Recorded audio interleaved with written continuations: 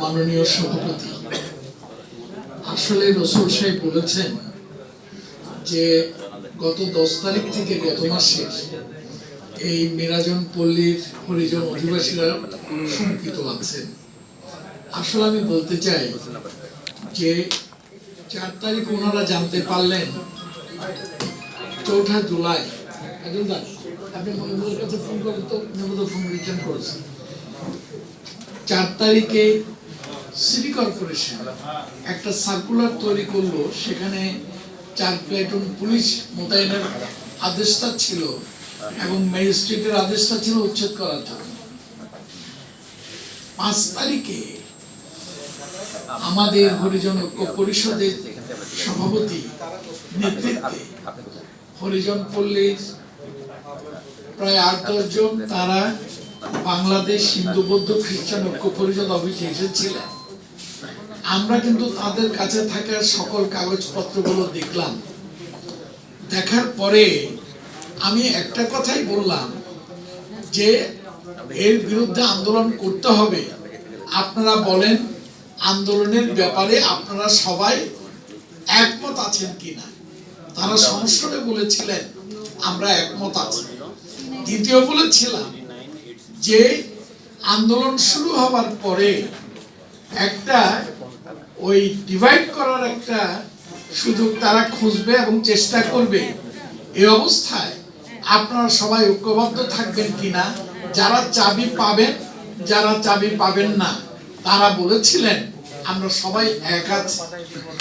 6 তারিখে সর্বপ্রথম মিরাজন পল্লীতে আসলে একটি প্রতিবাদ সমাবেশ হলো। যে প্রতিবাদ সমাবেশে আমি কাজল দেব অন্যান্যরা উপস্থিত ছিলেন। সেখান থেকে একটা মিছিল সহকারী আমরা সবাই মিলে গেলাম ঢাকা সিটি কর্পোরেশনের মেয়রের সাথে দেখা করতে। গিয়ে শুনলাম মেয়র সে সময় বাংলাদেশে নাই, তিনি রাতের বেলায় ঢাকা ফিরবেন। আমাদের সাথে কথা হলো, চিফ সেক্রেটারি যিনি ছিলেন তার সাথে, আমার সাথে হরিজন পল্লীর আরো 5 জন প্রতিনিধি ছিলেন এবং সেক্রেটারি বললেন যা আপনি বলেছেন সবটাই আমি মেয়র সাহেবকে বলবো। পরের দিন আমি জানতে পারলাম, পরের দিন রাতে আমাদের হরিজন ঐক্য পরিষদের যিনি সভাপতি, তিনি দেখলাম মনটা খুব খারাপ, তাদেরকে সেখানে ডেকে নিয়ে যাওয়া হয়েছিল এবং মেয়র সাহেব আমাকে খুব অকথ্য ভাষায় গালিগালাজ করেছে। আমি বললাম অকথ্য ভাষায় গালিগালাজ করলেও তাতে আমার কিছু আসে যায় না, কিন্তু আপনাদেরকে আন্দোলনে থাকতে হবে। আন্দোলনে থাকার ব্যাপারে বললাম যদি বুলডোজার আসে, আমি বললাম যে আপনারা বুলডোজারের সামনে সবাই শুয়ে থাকতে পারবেন? তারা বললেন আমরা পারবো। সেই থেকে শুরু করে আন্দোলনের শুরু। লক্ষ্য করার বিষয়, এই মিরাজন পল্লীর হরিজন সম্প্রদায় তারা সেদিন থেকে শুরু করে আজকের দিন পর্যন্ত তারা তাদের অস্তিত্ব এবং অধিকারের যে লড়াইটি করছে, এই লড়াইটি হলো সম্পূর্ণ নিয়মতান্ত্রিক এবং গণতান্ত্রিক। বুলডোজার আছে, ম্যাজিস্ট্রেট আছে, পুলিশ আছে, কিন্তু এরা কেউই কোনো সময়ে কোনো মুহূর্তের জন্য একটা ইটও তাদের প্রতি ছুঁড়ে মারেন নাই, আজকেও নয়। আমি মনে করি মিরাজন পল্লীর হরিজন অধিবাসী তারা এদেশের নাগরিক আন্দোলনের ক্ষেত্রে যে ভূমিকাটি পালন করেছেন, এটা আমাদের মানবাধিকার আন্দোলনের যে ইতিহাস, এই ইতিহাসে এটি স্বর্ণাক্ষরে লেখা থাকে। এই আন্দোলন করতে গিয়ে 2 জন স্ট্রোকে মারা গেছে।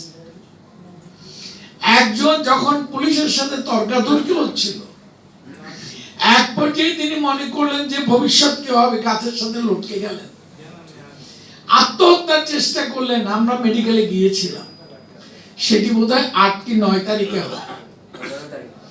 এরপরে আরো একজন আত্মহত্যার চেষ্টা করলেন। তার মানে হলো যারা স্বেচ্ছায় তার অধিকারের জন্য যারা আত্মাহুতি দেওয়ার ক্ষমতা রাখে, আমি একজন মানবাধিকার কর্মী হিসেবে বলতে চাই, আপনারা আমাদের নমস্য। আপনারা ইতিহাস তৈরি করেছেন এবং আমি নিশ্চিতভাবে বলতে চাই যে আজকে আপনারা কেউ একা নন। আপনাদের উপরে উচ্ছেদের যে প্রক্রিয়াটা চলছে আমেরিকায়, ইউরোপের নানান দেশে, আপনাদের সমর্থনে সেখানেও নানা সভা সমাবেশ হচ্ছে।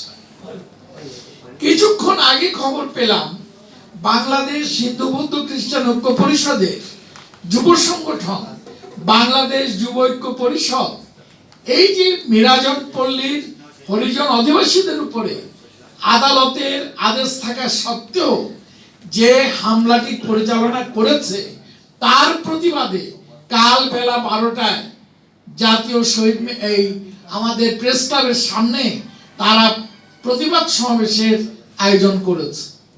আমি মনে করি এই প্রতিবাদ সমাবেশেও আমরা আপনারা যারা আছি, চলেন সবাই মিলে আমরা উপস্থিত থাকি, আন্দোলনকে এগিয়ে নিয়ে যাই। আজকে যারা মানবাধিকার কর্মীরা যারা এখানে উপস্থিত আছেন, আমরাও মনে করি এই লড়াই বাঙালির মুক্তিযুদ্ধের যে চেতনা, সাম্য সমতা এবং সামাজিক মর্যাদা নিশ্চিত করার যে অঙ্গীকারটি করেছিল রাষ্ট্র, আমরা সে অঙ্গীকারটিকে পুনঃপ্রতিষ্ঠার লড়াই হিসাবে চলুন আমরা সামনের দিকে এগিয়ে যাই। এবং আমি মাননীয় সভানেত্রীকে অনুরোধ করব, আজকের এই সভাটি এখানেই সমাপ্ত করে চলুন আমরা দল বেঁধে আমাদের যে ব্যানারটি আছে এই ব্যানারকে সামনে নিয়ে আমরা মিছিল করে মিরাজন পল্লীর দিকে এগিয়ে যাই। আপনাদের সবাইকে ধন্যবাদ।